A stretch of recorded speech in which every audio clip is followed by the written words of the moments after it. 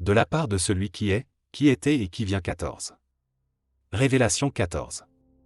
Je regardai, et voici, l'agneau se tenait sur la montagne de Sion, et avec lui 144 000 personnes, qui avaient son nom et le nom de son Père écrit sur leur front.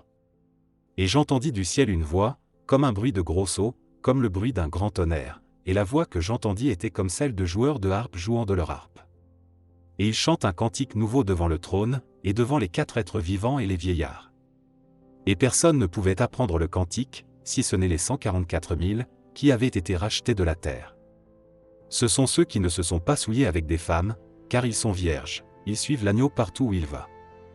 Ils ont été rachetés d'entre les hommes, comme des prémices pour Dieu et pour l'agneau, et dans leur bouche il ne s'est point trouvé de mensonge, car ils sont irrépréhensibles. Je vis un autre ange qui volait par le milieu du ciel, ayant un évangile éternel, pour l'annoncer aux habitants de la terre, à toute nation, à toute tribu, à toute langue, et à tout peuple. Il disait d'une voix forte, craignez Dieu, et donnez-lui gloire, car l'heure de son jugement est venue, et adorez celui qui a fait le ciel, et la terre, et la mer, et les sources d'eau.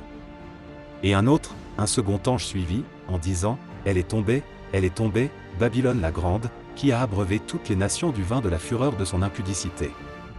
Et un troisième ange les suivit, en disant d'une voix forte, si quelqu'un adore la bête et son image, et reçoit une marque sur son front ou sur sa main, il boira, lui aussi, du vin de la fureur de Dieu, versé sans mélange dans la coupe de sa colère, et il sera tourmenté dans le feu et le soufre, devant les saints anges et devant l'agneau. Et la fumée de leur tourment monte au siècle des siècles, et ils n'ont de repos ni jour ni nuit, ceux qui adorent la bête et son image, et quiconque reçoit la marque de son nom. C'est ici la persévérance des saints, qui gardent les commandements de Dieu et la foi de Jésus. Et j'entendis du ciel une voix qui disait, écrit, heureux dès à présent les morts qui meurent dans le Seigneur. Oui, dit l'Esprit, afin qu'ils se reposent de leurs travaux, car leurs œuvres les suivent.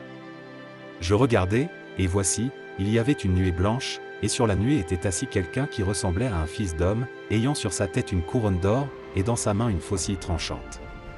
Et un autre ange sortit du temple, criant d'une voix forte à celui qui était assis sur la nuée, lance ta faucille, et moissonne, car l'heure de moissonner est venue, car la moisson de la terre est mûre. Et celui qui était assis sur la nuée jeta sa faucille sur la terre.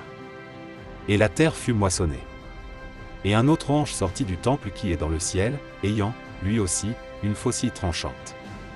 Et un autre ange, qui avait autorité sur le feu, sortit de l'autel, et s'adressa d'une voix forte à celui qui avait la faucille tranchante, disant, lance ta faucille tranchante, et vendange les grappes de la vigne de la terre, car les raisins de la terre sont mûrs.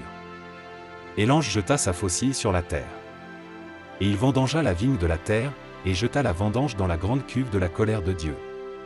Et la cuve fut foulée hors de la ville, et du sang sortit de la cuve, jusqu'aux morts des chevaux, sur une étendue de 1600 stades.